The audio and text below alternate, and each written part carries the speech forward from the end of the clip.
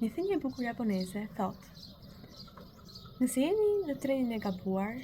sprisni tek stacioni më i afërt. Sepse sa më shumë të kaloj koha në këtë tren, aq më shumë ju do t'ju kushtoj më pas bileta e kthimit. Pra, me këtë ne mund të kuptojmë qartazi që nëse ndiheni si të huani një mjedis të caktuar, nëse ndiheni sikur nuk përputheni me rrethanat, me njerëzit dhe çfarëdo që të bëni thjesht nuk përshtateni dot, kjo do thotë që nuk jeni në mjedisin e duhur. Dhe sa më shpejt ta kuptoni këtë dhe sa më shpejt të ndërmerrni hapa të caktuar për të larguar nga ky mjedis, me mirënjohje dhe me mirësi, aq më mirë do të jetë për ju dhe për të gjithë të tjerët. Sepse sa më shumë ta zgjasni këtë proces, ajo bileta që kushton është në fakt vështirësia më pas për të dalë nga kjo rutinë ose nga ky mjedis,